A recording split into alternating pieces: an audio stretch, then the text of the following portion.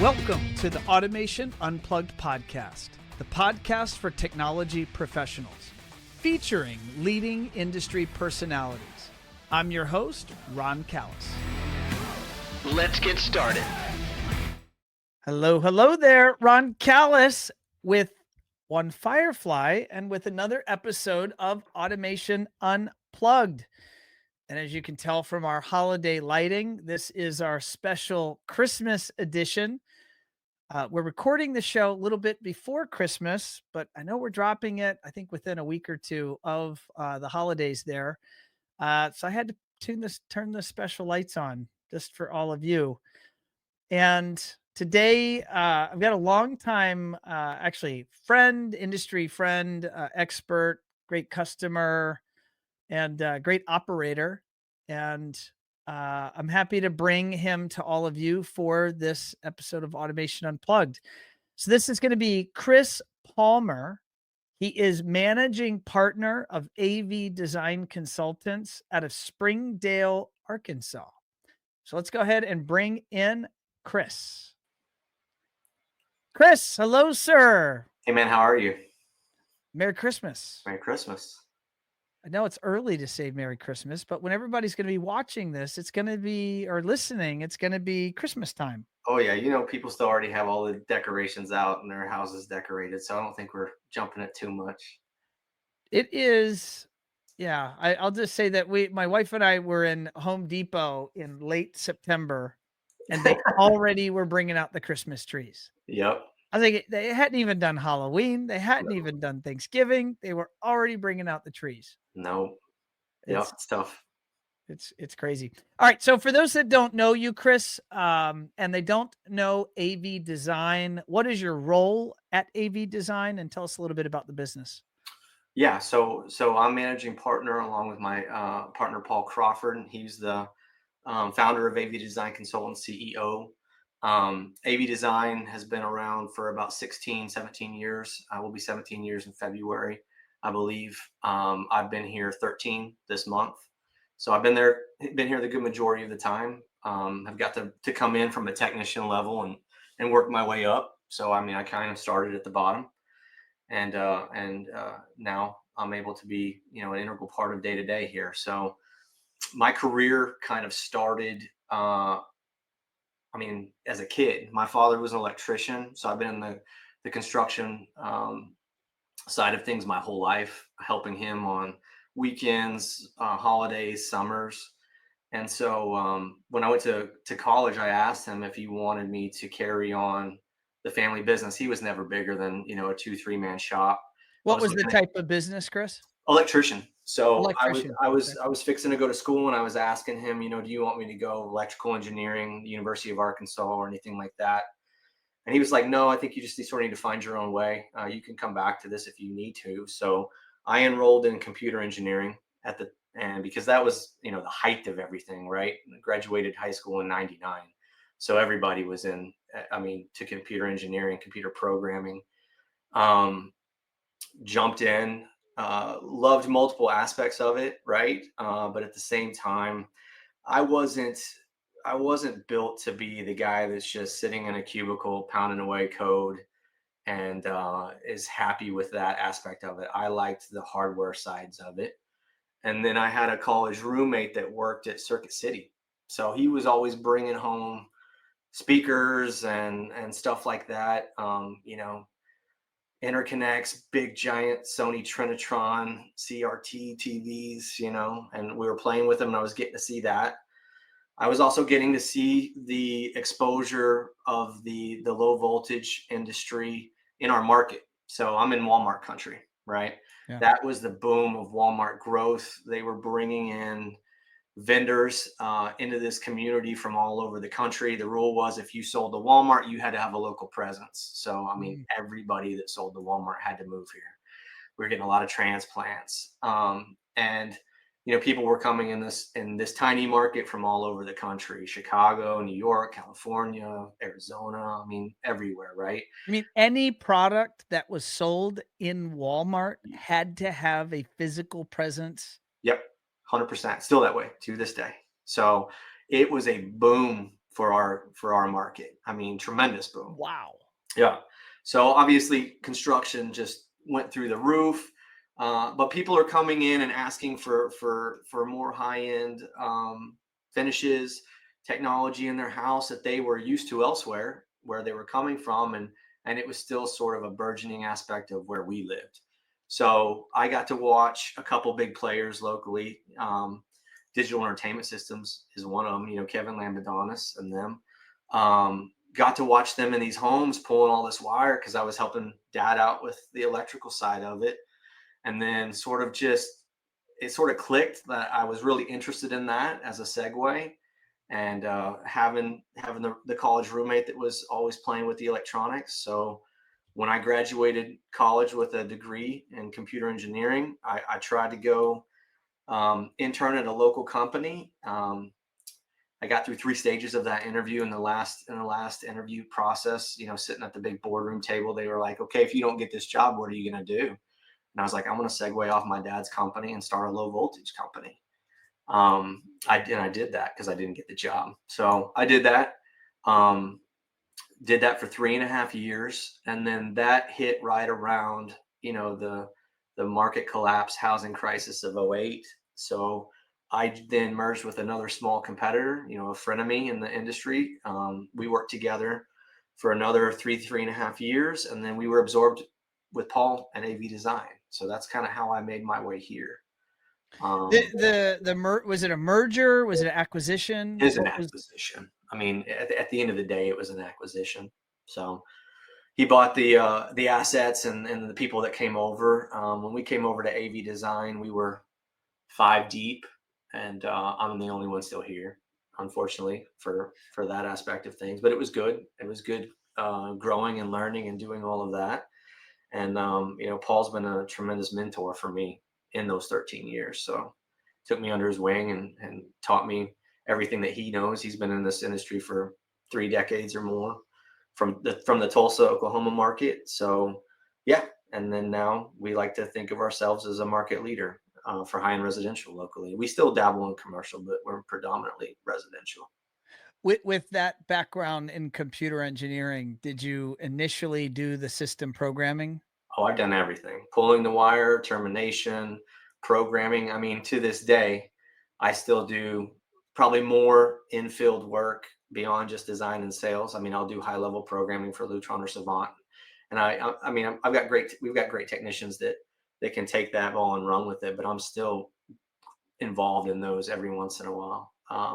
Probably more than I'd like to be, but it's hard for me to also let go of it Right. because you've done everything, so you know how it's supposed to be done, Yeah. and you know, I think most people in this industry are OCD and a little bit of control freaks, and so again, that's probably a I hurdle. have a couple of clients named control freaks.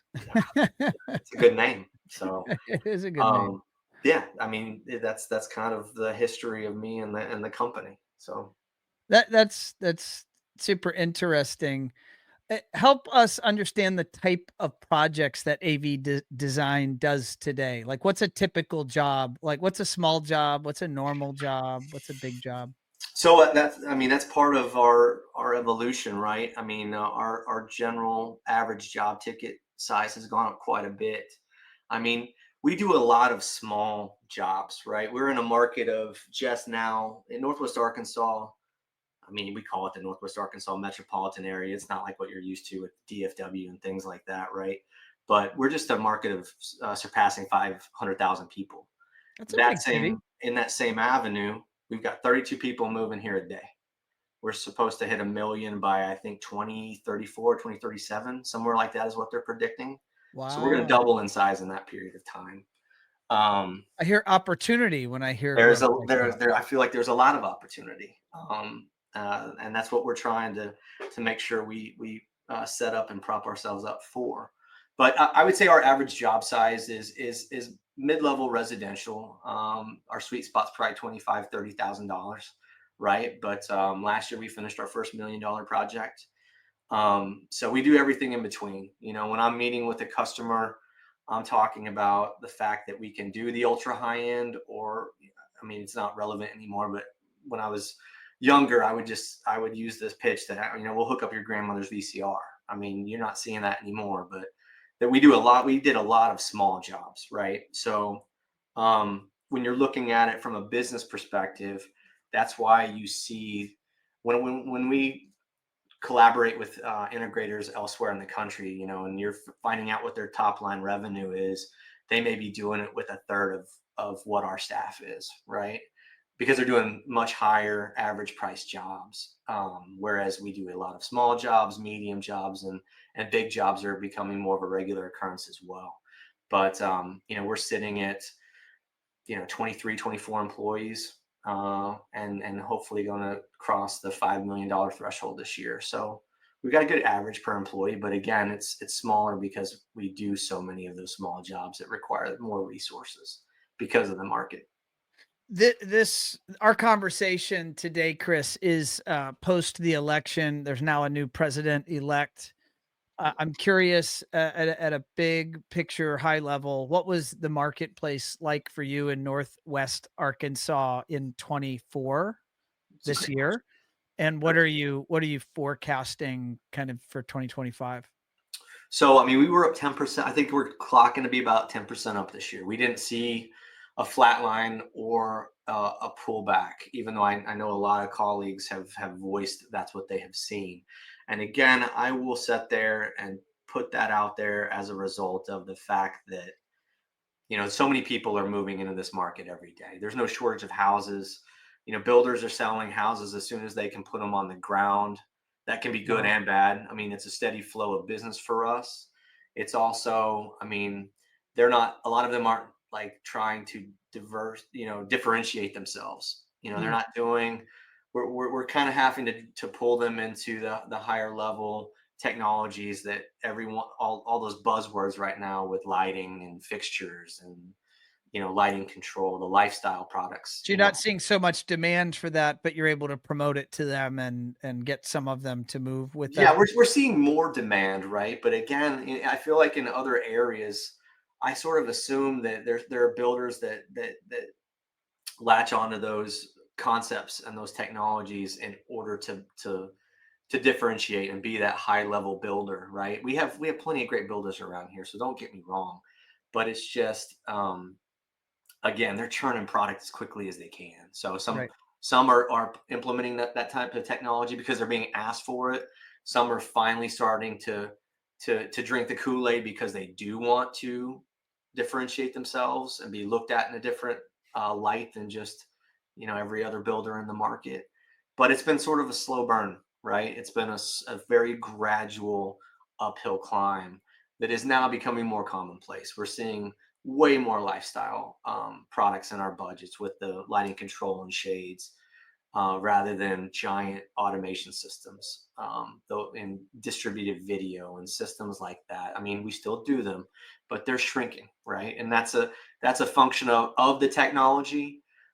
It's a function of, you know, customers that we've had previously get, you know, burned by the technology. You know, the transitioning from component video to HDMI burned a lot of people with those initial, Okay. So you're you know. talking about the centralized distribution of video. You're seeing less of those systems. Are you also seeing less whole home control Oh and yeah. more, app-based control solutions? Yeah, we really are. I mean, you know, we've got the control companies beating down our door, going, "What's going on with the numbers?" All of that, and What's your we answer?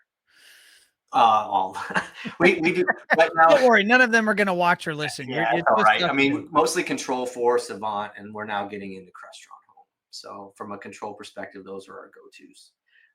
We're trying to minimize that. You know, you don't want to have a bunch of vendors and try to spread that business out to everybody versus focusing on a single vendor. But in the, you know, the 17 years of our existence as AV Design, we have had to, you know, diversify, right? Not put all your eggs in one control basket. We've gone through learning curves and hardships with Control 4, with Savant, and we weren't even allowed to get Crestron in our market for the longest time. So that's a newer one for us. And when Home came out, that seemed to be a viable solution that we could talk about, and we're Have excited about. you so they do have upgrades and new versions of Home at Crestron. Have you started to deploy that, or are you at Mhm. the early stages?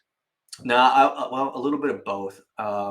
We had some learning curves with them and product and pricing and availability, obviously in COVID, because that's kind of when we started that conversation was right around COVID was rough, I think, for Crestron and a lot of the folks out there. Crestron and Lutron were the worst. I mean, for us, by Yeah. far, 52-week lead times or more. That's crazy. So, Hard to run um, a business that way, especially when you were used to, on just in demand. time. Yeah, we Yeah. were doing just in time. I mean, I think most people try to run a business like that, lean and not be sitting on a lot of inventory. So, we were definitely a victim of that. I think something that we'll get into later in the conversation, that collaboration with other integrators and other markets, being able to lean on people to get product outside, directly from the manufacturer. Somebody's got something sitting in a warehouse, and they were more than happy to help out. I mean, that absolutely saved us during COVID, no doubt about it. Having some of those lifelines to be able to leverage and rely on were huge for us, not getting really burned on multiple projects. So, just to wrap this topic, what this year you mentioned you're about 10% up. What are Yep. you forecasting into 25, and I mean, we've already got how are you and Paul feeling about it? we've got a good pipeline right now. I mean, I think that we got a good book of business already in the queue, and it doesn't show any signs of slowing. So we're optimistic for sure. He and I have had internal conversations, and part of our discussion today is about scale, right? And process implementation. And I think I could honest to God, Ron, I could care less if we grew this year. We're flat, just to Mm. focus on some of those things so that we can make that next bump up without it being so painful. So, Well, let's talk about that, and yep. that's the idea around, any business. I can talk about my business in the same way, but we'll talk about your business. There seems to be this imaginary glass ceilings that we hit, these plateaus, Oh yeah, and, often these plateaus feel insurmountable, and then at some point you gain counsel in your life, or you learn some things and you break through it, and then you realize there's the next plateau. yeah. How has that played out for you guys? I think pre-COVID, it's kind of crazy, right? Most people look at COVID as being completely terrible and a train wreck.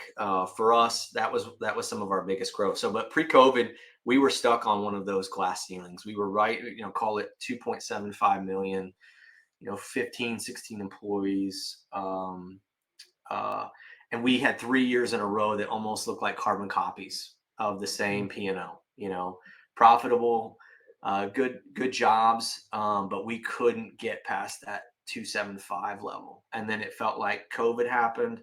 We saw the growth where we got over that $3 million threshold. And then we boom. Next year we went straight up to four, and we saw a tremendous growth. I mean, it was 30 to 40% one year over year, and that was so painful, right? And so I feel like we're kind of we haven't hit another plateau, but dealing with that kind of growth over the last 3 years, call it. I can feel that we're on the verge, or it's hard. It's hard. We're feeling those pain points of missing internal processes, filling that middle management, and being able to delegate job and business responsibilities to where it's mm. not all on the principal's heads, right? So I think that's one of our biggest challenges that we're seeing, and I think we're finally at a point where we're super proactive about it. But like I said, even if that meant that we had to flatten out or even pull back, for me, it's well worth it to just get it right, get those processes built, so then we can get off to the races again. I don't know. We may not have that luxury from a perspective of not having the revenue continue to go up, which is a Certainly sounds blessing. like there's gonna be increasing demand. See, that's exactly right. And Now you are allowed to say no. you're right. It's You're right. very hard to say I think no. that, yeah, yeah. I suck at that. I suck at Yeah. saying no. So, I mean, as a hunter and being in sales, I mean, I'm just not quite wired that way, right? You always want to close the deal and meet new people and have new exciting projects come to you, or have an opportunity to be involved in them. And you know that's not ceasing here in the near future from what we can see. Chris, what were some of the solutions you put in place that led to you breaking out of 275? Like, so is there anything specific that you guys did or that you figured out that you think ultimately added up to you being able to break into the, 3 to $5 million range? I mean, I think our security division had grown significantly. We started a security division before I even came on, so probably 14, 15 years ago, as a stopgap. Again, we were an automation company, and we were integrating with the local companies, and it just most I mean it we had good interactions, but there were times also where it became a pointing match of blame if a project didn't go off without a hitch. And Paul decided that, okay, he's had enough of this. We'll start an internal division. And we labeled it as boutique security, right? We weren't door knocking. We were not going after the big players like ADT and Brinks or any of that. We didn't, we weren't, we were allowing customers to buy the equipment. We weren't trying to monetize, long-term contracts and roll their equipment into their monthly. I mean, we weren't doing it like any other security company, really, right?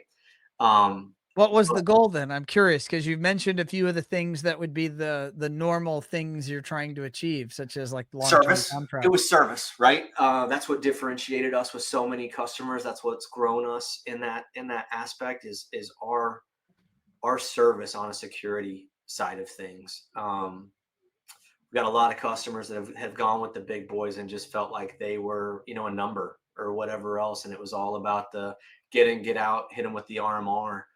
And we just sort of grew that organically, took care of customers. It was an easy transition. So if we're getting into a home and we're talking to somebody about an audio system or any of the technology that we were currently doing, it was easy. It felt like, to get them to transition security because they had bad experiences, and they whatever experience they had with us, even on a structured wiring perspective or an audio video perspective, they were like, "Oh, you guys do that too? Well, we'll absolutely give you that business." So it So became additive recurring revenue, almost like give absolutely, me recurring revenue because you were being trusted because of your quality control or AV work. yeah, yeah, it just became rolled right into the design. So again, we're selling the hardware for margin. We're not giving it away, and uh, people. I mean, of course, there were customers that said no, but most of them, had open arms of like, yes, please take over this because I'm tired of it not working or it be broken, or hey, I set it off and nobody called me. Yeah. All of that stuff. So it became a sort of an additive to our day in and day out business, but it's grown significantly and become a big part of our business. So I would say that was sort of step number one. Another thing was diving headfirst into software, management software. We've been an iPoint customer for quite some time. I think finally when we got that sorted out from a design from a design, sales, project management, billing aspect, I think that cleaned things up quite a bit on our end and allowed us to get some more of that natural growth and churn more business. Um, and then upselling, just changing the direction of how we sold to customers, solutions that we provided, sort of where that sweet spot was. And I think which taken off more, in the last couple of years for sure, with that statement of control shrinking, is the lifestyle products, the lighting control, the motorized window treatments, things that people touch day in and day out, multiple times a day. I feel like they get such a different value prop from it. We've okay. I'll paint a picture. You have a customer. I've had customers that I've built multiple homes with. Right. When I first got into the industry, they may have been a bigger automation customer, nice dedicated media room, whatever that might be. And when they build again, especially if they had some of that HDMI distributed video pain, anything like that, right? Once a customer gets a little bit of pain, they go to that next project and they're like, the media room was great, but what we spent on it, we used it 6 times a year. The Mm, value prop isn't there for us, right? We're going to shrink that back. We don't need that. We can have focus those dollars in more of a multi-purpose room, but it's usually going to shrink that budget down, right? Customers that are exposed to lighting control and motorized window treatments, they don't ever pull back on that budget in the next project. They're maintaining or they're growing. mm. And then we've got these customers that have never experienced any of that. So if we can paint the picture of experience and what their life is going to be like, how it's going to truly help it, they're much more apt to spend those dollars in those buckets. And we've seen that take off. And of course, if you're getting into that, your um, average job cost is going to continually go up. So So they're would it be fair to say, and I'm making an assumption, so you could say, Ron, no, completely you got it wrong. So you're seeing a transition in your project sales, in some cases, with a little bit less control, or you already mentioned video distribution. So I'll just name that as a category. for sure. But you've replaced that with what you're calling lifestyle solutions, where you're able to make the sale. There's more demand, there's margin. So is it really that you're witnessing your business evolve? It's Completely. it's it's not that you're making less money or you're Oh, making less sales. It's just different. yeah. Today's different than 5 years ago, different than 10 years ago of what a project looks like. Well, yeah, everybody knows that we don't have the days of having centralized video distribution hardly ever anymore. We used to have a handful of cable boxes, a DVD player, a DVD server, an Apple TV, or whatever it was. You had five, six, seven, eight devices that you were distributing throughout the home. You can get all of that functionality for the most part on demand with streaming. Whether you have a dedicated Apple TV or Roku or whatever it might be, and we're backfeeding audio. I mean, people still want high end audio, right? So distributed audio is not going anywhere. Right. But that was a big nut on in terms of budget when you had those high end distributed video systems. So that's almost completely eroded. I mean, we know that control has changed, right? I Yep. mean, And in that's really some because the consumer has changed, right? They have 100%. Yeah, different needs and what wants. they want, what they need, and so those dollars are just getting shifted. But the feedback that I get from customers, I mean, doing this almost 18 years, you were around for this when we sat there and we were putting in high definition sets, right? When people could finally afford them and they didn't cost what a car did at your local big box store. The first time you hooked up a high definition TV in someone's house, they went from basic to HD cable and just their face lights up and the joy that they had. You Yeah. know, I absolutely, love that. I thrived with it. And then you go through a period of time where you're selling really cool ass high budget systems, but they break, or a customer has a perception that something's always down no matter what you're doing from a design perspective. This was before we had IP power management and some of the other tools that we had. So you're rolling trucks to reboot a damn cable box, and the customer thinks it's the control system not working, Yeah. but it's a source level issue.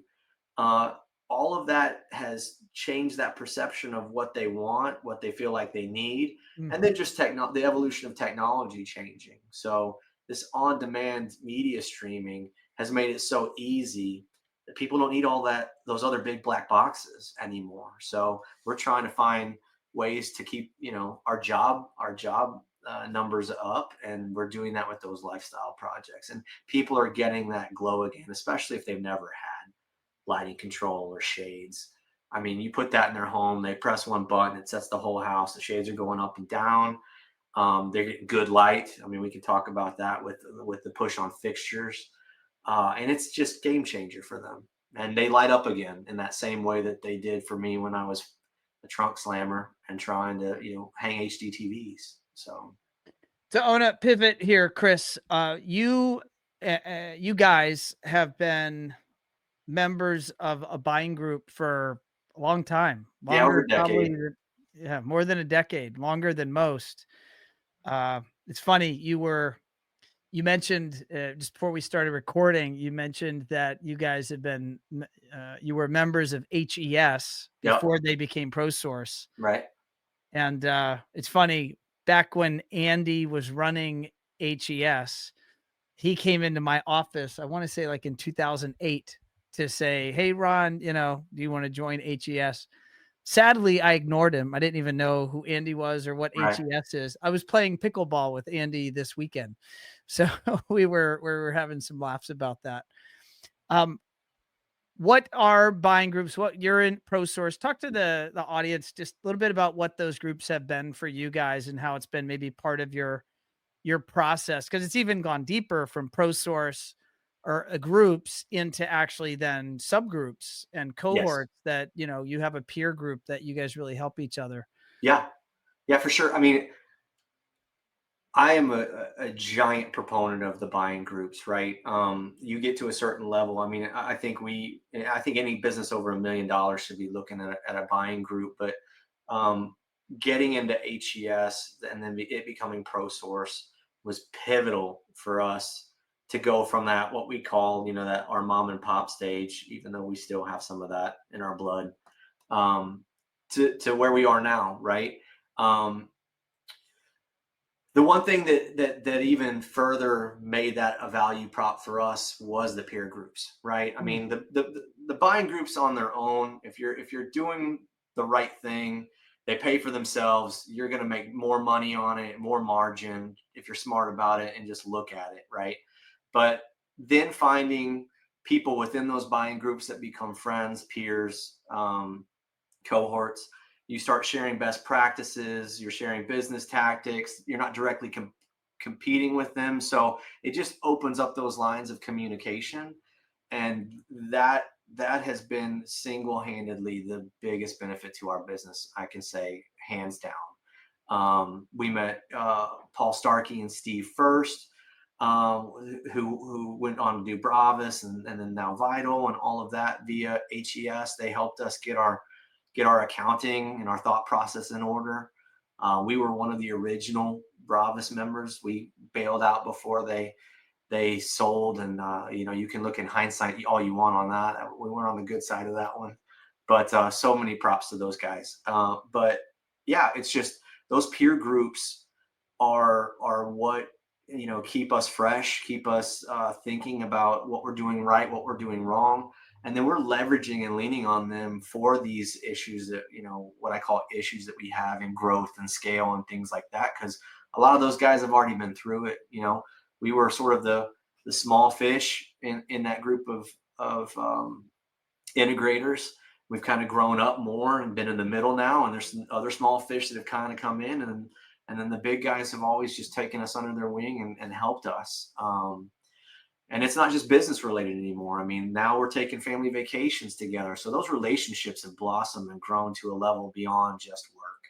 And I cannot put enough emphasis on the value of being able to fall into something like that. It's tough. I mean, I've had conversations with people that have gone the buying group directive or direction, and they didn't have somebody to take them under their wing, and they couldn't find that group, and maybe they weren't putting enough effort into looking at the programs to where they were leveraging it to make more margin, and they just bailed out. They didn't find the value in it, and that really sucks because I mean, I can't, like I said, it's been life changing for us. So you're going to see me be a giant proponent of somebody finding a buying group and then hopefully finding a group of peers within that group that they can help grow with.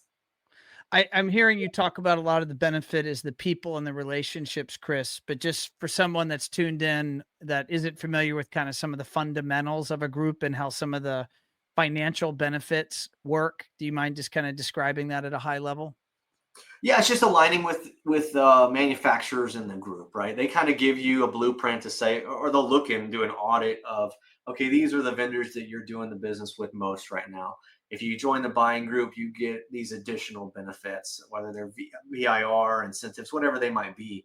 And for what you pay in dues, it's a no-brainer as long as you're leveraging the programs to where you're making money on top of that. You're not Mhm. losing money. You're not. It's not even at this point in time for us, we don't even necessarily look at it as a spend, because we're making so much more money as a result of those programs.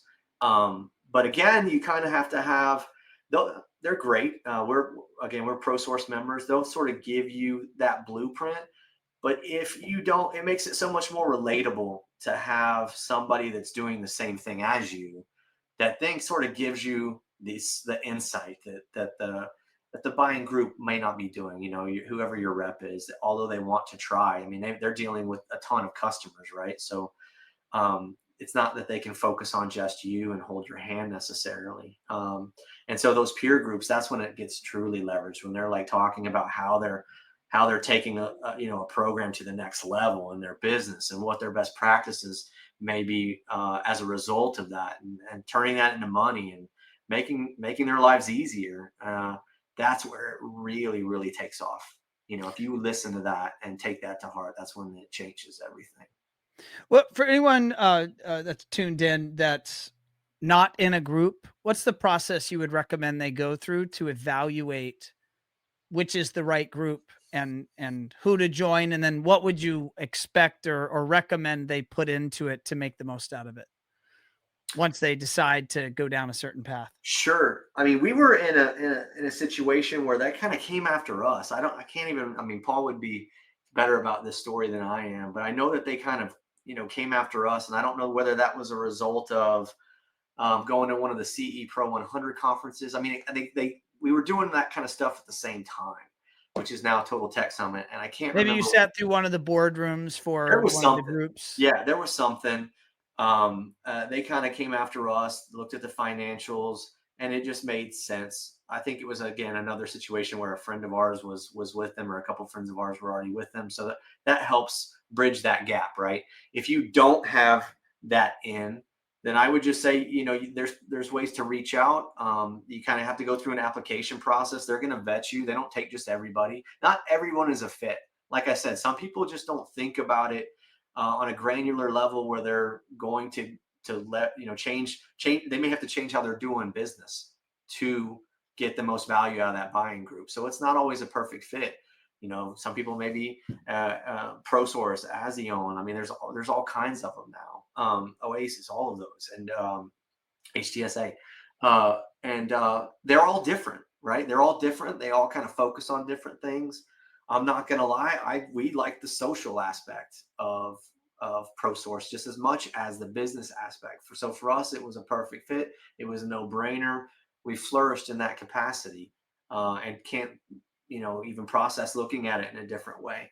Other groups tend to be more or less maybe socially focused, and they're focusing on education or whatever else. I mean, it depends on what personality that owner has, right? And that business is based off of, and you just kind of have to figure out which lane you're going to pick. But I don't think you're going to hear most people that have ever found something, signed up for it and committed to it, saying that they had a bad experience from a buying group perspective.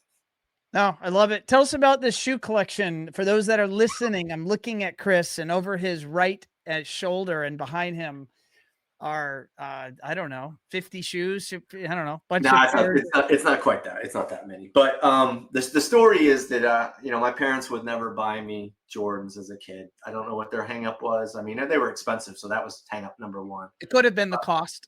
Yeah, no, If that I was would have hang up asked number my one. parents, they would have laughed at me for sure. Yeah, they didn't think that they were necessarily probably built for longevity. I mean, there were so many things, right? So I got to a point in time where, as an adult, I bought a couple pairs of the ones that I felt like I had missed out on. They wound up going into storage, out of sight, out of mind, and then I kind of uncovered them in the last 3 years when my wife and I finished a remodel project on a farm. I we had to move that stuff out of that storage building. I found them. Your wife So kicked the shoes out of the house, didn't she she? didn't. She didn't, because again, at that point in time, it was only 2, 3 pairs, but it incited my problem now, which is expanding the shoe collection. Right, right, And right. I Now have these these. are collectors. For those that are not aware, now I don't know about your collection, but these things can add up in value, right? For sure, for sure. And I don't claim to be a sneakerhead, but I just like what I like, right? But it started sort of a process, a domino effect, if you will. And there was no way I was keeping them at the house to listen to her gripe about them taking up space and or the money I was spending on them. All So right, you they gotta reside in tell my us, what's office your now. favorite pair? Like, the pair that has the most sentimental value, meaning to you, like, they really touch your heart, like, this pair is it. Yeah, it was just the original fives here. Alright, can you grab it or is it locked up?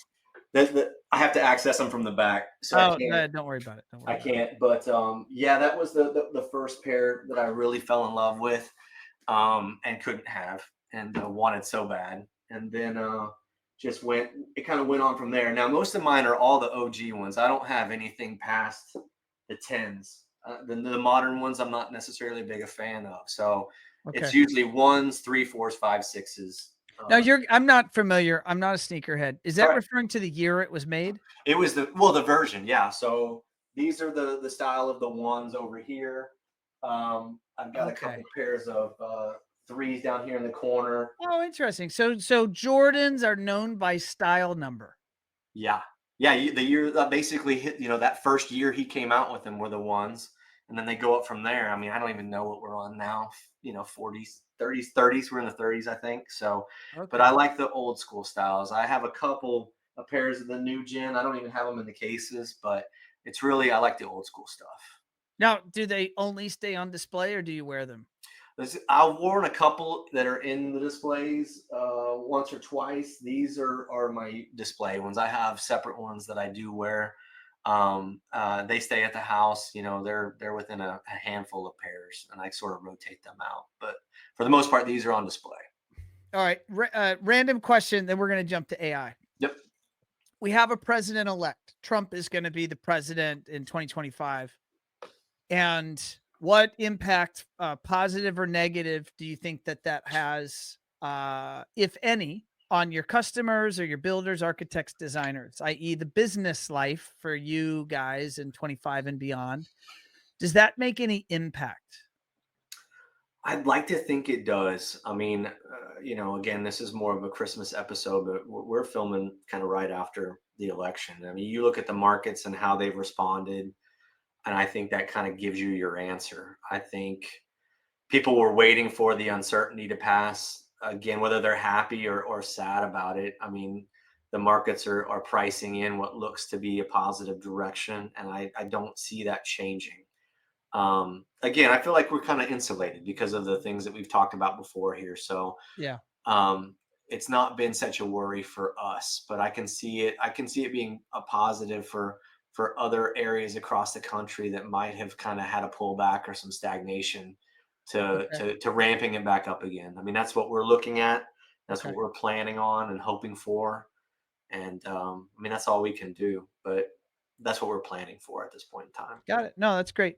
Just asking everybody that I talked to. I talked to somebody recently and they were talking about a theory around uh, uh, because of his administration's theoretical friendliness to business, Mhm. and taxes, specifically corporate tax rates and high net worth individuals tax rates.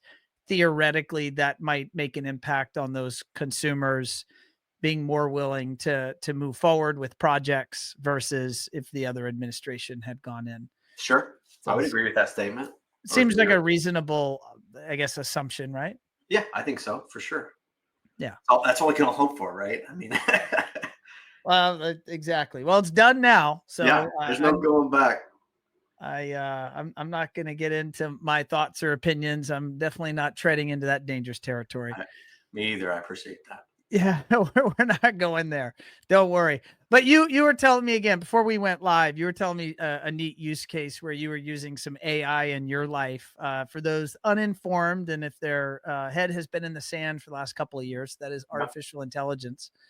What was that application, Chris? So our application is we use Firefly's AI, right, for our web calls, video calls, etc. And we leverage that just to basically do summaries and shout outs of what action items are, right. It brings it all together, summarizes it nice and clean, shoots you a report.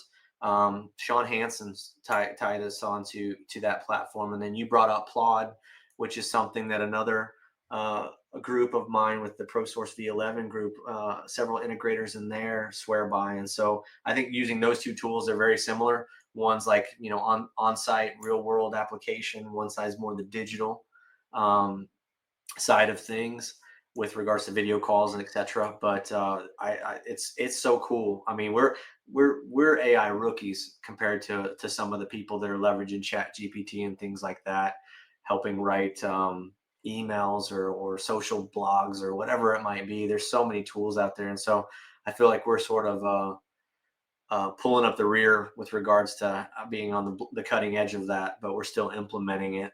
And then you and I were discussing, how that changes your business, from the fact that we use, One Firefly for a beautiful website, and we use it for online advertising and the programs that we have going. I mean, you've got to have thought about some of that as well. Oh, I think AI is one of the biggest shifts that's going to happen to planet Earth.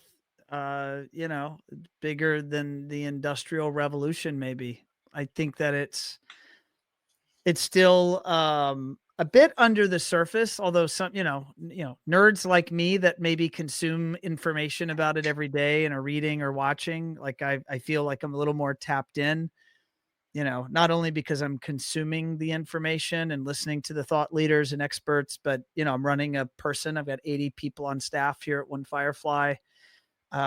There are applications of AI that not only could certainly be designed into the way we offer products and services to our clients, but Sure. also for just as a business. Like, how can our sales team use AI? How can our project management team use AI? Sure. How can I mean, I'll just give you an example. My CFO is regularly operating within we use a Teams chat GPT account here. So that's for those worried about IP or intellectual property or privacy information. That's a locked sandbox. So Okay. we can load information into that environment and be confident it's not going to enter the broader data set or training set for ChatGPT. Sure. But he'll, for example, I'll just describe maybe a couple of operational use cases. He'll use it for financial analysis. Like, so if you think about large language models and just using it as a tool in your business, for $20 a month, which is what a paid ChatGPT account costs, you have a PhD level financial analyst right there beside you. You're not paying them six figures. You're paying $20 a month, and Right. they're as good as the questions or queries that you're able to give them. Right. But the insights that they're able to give you back in fractions of time are nothing short what feels like a miracle every time you do it, because it's just amazing, awesome, powerful technology. Kendall, the head of our sales and marketing team, she uses it for sales data analysis. She does cohort analysis, sensitivity analysis around, analyzing. If you think about, we have lots of clients, lots of cohorts. They bought different groupings of products at different time periods. They're managed by different salespeople. They have different account managers. There's layer upon layer upon layer of complexity that a normal human just looking at that may not connect the dots to patterns. Sure. But if you load that information into the AI, you're able to draw fascinating conclusions that are, what a good analyst could do for you. But let's face it, my business doesn't have an analyst on staff. Right. But now I do. I have ChatGPT. That's awesome. I could just say and so we as a business at One Firefly have been taking this very seriously. We formed an AI council at the beginning of this year, 2024, which are department heads from across our organization that, we workshop inside of again, a closed sandbox without breaking product and process that's happening. That's, we're a business that's running, serving lots of clients, doing lots of things. Sure. And it can be very disruptive to a business if you just go to those teams and say, hey, try this, try that, try this, try that. Well, there's no set You of break a instructions business. either, right? It's a little bit of the wild, wild west, and you just sort of like experiment, like with your queries, and again, what you're feeding into it. And I think that's probably the biggest hurdle for some people getting into it is just not even knowing where to start. Like, how do I leverage the value of what I have at my fingertips to getting something back that is tangible that I understand, and then how to implement and use. So I think that's probably the scariest thing is just not for some people not knowing where to start. I mean, when Sean showed me Fireflies AI and he's like, okay, cool. Here's the call I had on Thursday. Here's everything that's been sit there and dictated from me and my clients' interactions. I've got bullet points that are action items, and it's Yeah. all nice and clean right here. And it just spit it out to me by being turned on to the video call. I mean, we were all sitting around the table, and it was sort of like, holy crap, that's amazing. So, like, you saw a light bulb go off over Oh, your head. just You're on like, "Oh my something god." that small. But I mean, the things that you're referring to, and even beyond that, I mean, sky's the limit, and there's really not any. I don't know. Part of it is like people worrying about it. There's not really any guardrails, right? I mean, you're already taking that to account with what you're talking about, but I it's just think it's it's a wild, wild amazing. west. I mean, here's what I believe is true, and this statement I'm gonna make is gonna be a little bit scary and a little bit awesome. It will be in the very near future, and I'll say in the coming year or years, so we're talking 1 or 2 years, max 3 years, that this technology is gonna, just flat out replace, certain people with certain jobs. Right. It'll just replace their jobs because, any sort of monotonous, routine, repeatable, uh, role that does not require tremendous critical thinking is gonna get replaced with AI or agents. And so that's scary, Sure. right? And what's awesome is all of those humans will find other jobs and be able to do other things that produce for society. And so if you think about a country, think about the United States and think about the GDP that we produce as a country, it's directly tied to the quantity of people in the workforce. It's one to one scaled. What we now just do with this technology is we scale our workforce. I don't want to say infinitely because that's an impossible number to comprehend, Sure. but we scale our workforce dramatically, meaning a lot of people that were doing jobs are going to get replaced with AI, but all of those jobs and the productivity is still going to be produced. And those humans are now going to be able to go do other jobs that also produce. Sure. So I believe in a world of abundance. And I think that it means that for countries that are able to do this well, and I think the United States is very well positioned to excel and lead the world, I think we're going to be in a place to significantly grow GDP. I think it's going to help with us solving a lot of our national debt issues. Between that and inflation, we should be able to conquer what at the moment feels like an unbeatable, debt burden in this Mhm. country and globally. And I think that the companies, now I'm getting into you, Chris, you and Paul, and anyone listening, like company leaders have to lean in. Like they can't lean back. They can't wait for it to happen. They can't wait for that next young generation of whippersnappers to come into their business and tell them how to get it done. Right. Because those kids, I don't trust that they're going to immediately know how to get it done.